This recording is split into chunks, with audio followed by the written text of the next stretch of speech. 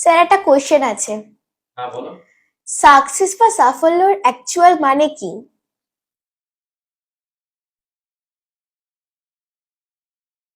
এই একটা ব্যাপার। এবার আজকে তো 8টা বেজে গেছে, যদি কোনো ছোট প্রশ্ন থাকে একটু গল্প করবো, আলোচনা করবো। আমাদের যে আমরা যে বুঝি যে সফলতাটা কি জিনিস? মানে জীবনের সফলতা বলতে কি জীবনের বোঝায়? যে সফলতা সফলতা বলতে কি বোঝায় কি বোঝায় বা সফলতা কাকে বলে? কাকে বলে? এই প্রশ্ন মানে এইটা, মানে এটা কি কোনোদিন তুমি জানার চেষ্টা করেছিস? না, উত্তর পাসনি? আমি জানার চেষ্টা যে মানুষের যে উত্তর যে একটা পাবো, উত্তর প্রশ্ন করলে কার কাছ থেকে উত্তরটা পাবো, সেরকমও কোনো মানুষ পায়নি। মানে প্রশ্নটা যে জীবনের সফলতা বলতে কি বোঝায়, তাই তো? সে তো আমাদের এইখানেই ব্যাখ্যা সব ভুলো একটা কোশ্চেন করেছে যে জীবনের সফলতা বলতে কি বোঝায়, সফলতা কাকে বলে। এখন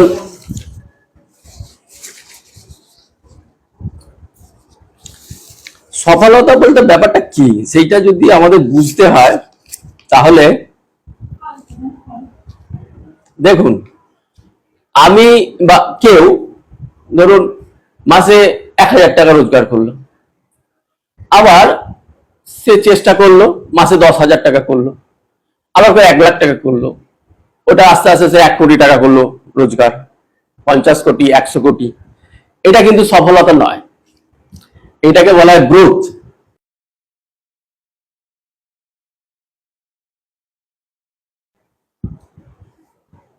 আপনি একটা জমি কিনেছেন, আর একটা জমি কিনলেন, অর্থাৎ এটাকে বলা হয় গ্রোথ, এটা সফলতা হয়, এটাকে সফলতা বলে না। আমি খুব ছোট্ট করেই বলছি বিষয়টা। আর এই কাজটা যে করে, সে যদি খুব সততার সাথে করে, সে যদি সেটা নিয়ম শৃঙ্খলা মেনে করে, তাহলে সেটাকে বলে প্রোগ্রেস।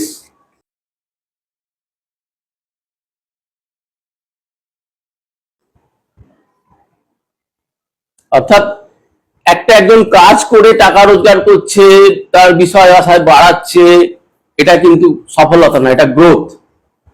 কিন্তু সেই কাজটা যখন সে সততার সাথে নিয়ম অনুসারে কাজটা করছে, সেটাকে বলা হয় প্রোগ্রেস।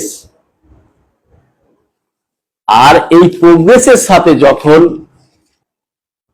মানবিকতা, নৈতিকতা এবং আধ্যাত্মিকতা যুক্ত হবে, তখনই হলো সফলতা।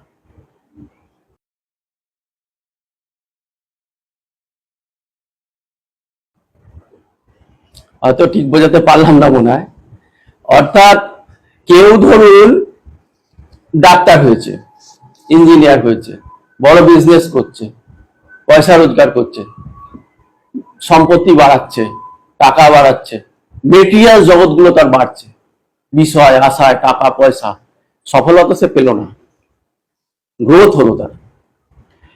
কিন্তু যখন সেই কাজটা সে নিষ্ঠাভাবে নিয়ম শৃঙ্খলা মেনে, দেশের আইন মেনে কাজটা করছে, সেটাকে ওই কাজটাই, তখন হয়ে গেল প্রোগ্রেস, অর্থাৎ অগ্রগতি। আর তার সাথে যখন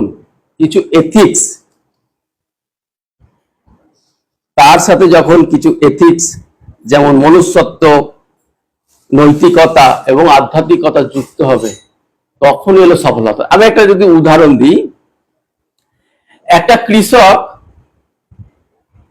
জমি চাষ করছে, সে কি করছে, প্রচুর রাসায়নিক সার ইউজ করছে, জমি দখল করে নিচ্ছে, খালি ফসল ফলাচ্ছে, মানুষকে ভুলভাল দামে বিক্রি করছে, সে তো টাকা পয়সা জমি সম্পত্তি বাড়াচ্ছে, এটা হচ্ছে গ্রোথ।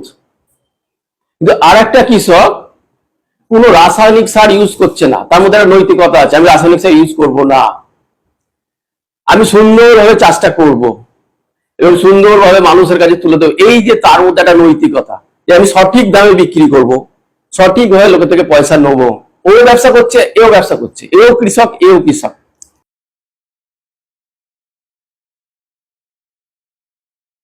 ও ব্যবসা করছে, এও ব্যবসা করছে, এও কৃষক, এও কৃষক।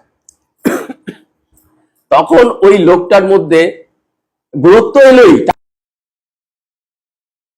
টাকা পয়সা আছে বা কিছু তো ইনকাম করছি সৎ পথে, কিন্তু যখন তার মধ্যে এই চেতনাটা এলো যে আমি কিন্তু কোনো রাসায়নিক সার মানুষকে খাওয়াবো না, আমি একটা উদাহরণ দিচ্ছি, এটা কোনো রাসায়নিক সার খাওয়াবো না, আমি ন্যাচারাল ভাবে উৎপাদন করে, এই যে নৈতিকতাটা আমার ওই মানুষটার মধ্যে এলো, ওই কৃষকটার মধ্যে, তারপরে আমি এই বিজনেসটা করব। কিন্তু আগের কৃষকটা কিন্তু ওই বিজনেসটা অন্যভাবে করছিল, রাসায়নিক সার দিয়ে, ইঞ্জেকশন দিয়ে তাকে বৃদ্ধি করে পয়সা রোজগার করছিল। এ কিন্তু সেটা করছে না। অর্থাৎ এই কৃষকটার মধ্যে একটা প্রোগ্রেস চলে এলো। এইবার এই কৃষকটা ব্যবসার পর বাড়ি এসে সে সৎসঙ্গে মিশছে, সে আমি কে সেটা জানার চেষ্টা করছে, সে বিভিন্ন মন্দিরে যাচ্ছে, অর্থাৎ সারা দিন সে এবার আনন্দের মধ্যে কাটাচ্ছে। সে সারা দিন যে শান্তিতে কাটাচ্ছে, স্থিরময় জীবন কাটাচ্ছে, সে হ্যাপিনেসের মধ্যে কাটাচ্ছে, তাকে প্রচুর মানুষ তার গ্রহণযোগ্যতা আসছে এবং সে ভগবানকে জানার চেষ্টা করছে। ওই কৃষকটার মধ্যে অ্যাকচুয়ালি সফলতা এলো, জীবনের সফলতা।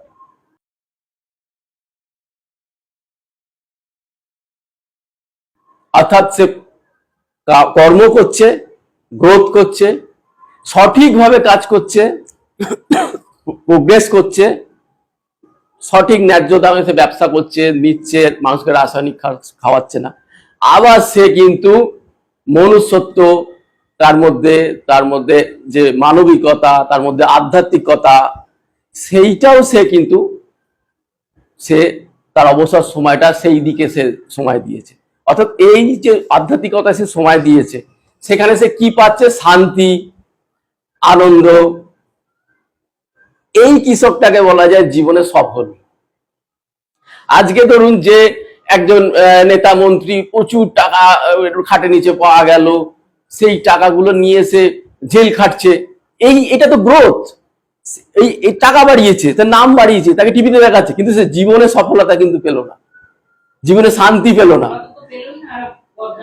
শান্তি কিন্তু পেল না। টাকা বাড়ি করেছে, শান্তি কিন্তু পেল না। শান্তি পেতে গেলে তাহলে কোথায় আসতে হবে? আধ্যাত্মিকতায় আসতে হবে। আধ্যাত্মিক চিন্তা ছাড়া সে কখনো শান্তি পেতে পারে না। আপনি ভাবছেন যে আমি টাকা বাড়ি করে ফেললাম, না। আপনি টাকা বাড়ি করলেন, ডাক্তার, ইঞ্জিনিয়ার, উকিল, আপনি তো জীবনের 1% পেলেন, গ্রোথ করলেন, প্রোগ্রেস করলেন, যখন নিয়ম শৃঙ্খলা মেনে করলেন আরো 1% পেলেন।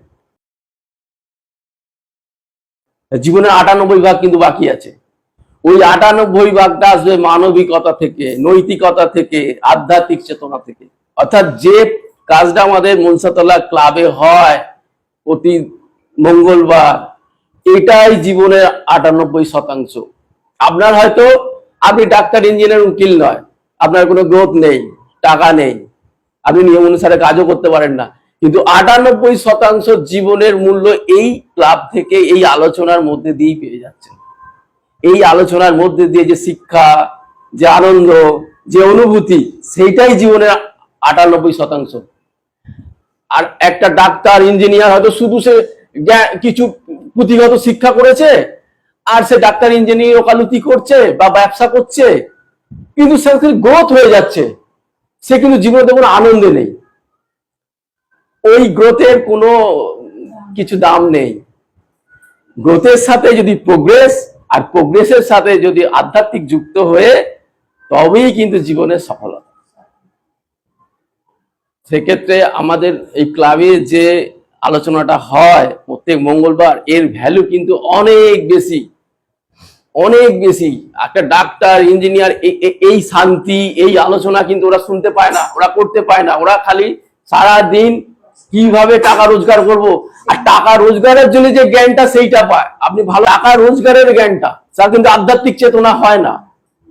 একটা ব্যবসায়িক যা কোটি কোটি টাকা রোজগার করে, ব্যবসায়িক চিন্তাটা হয়, ব্যবসায়িক চিন্তাটা সে করে, কিন্তু এই চেতনা চিন্তাটা হয় না তার মধ্যে। তো জীবন তো অসফল। ও যে প্রশ্নটা করছিল, জীবন তো তার অসফলই হয়ে গেল। সফলতা আসবে তো মানবিকতায়, আধ্যাত্মিকতায়। এটাই তো এই যে ক্লাবে যেটা হচ্ছে এটাই 98%। আর বাকি 2% হচ্ছে আমাদের কর্ম, রোজগার, সম্পত্তি, টাকা পয়সা। তো জীবনে সফলতার জন্য যে 3টে জিনিসই দরকার, কিন্তু এইটার গুরুত্ব সব থেকে বেশি। আমরা যে আলোচনাটা এখানে করি, যে জিনিসটা করি তা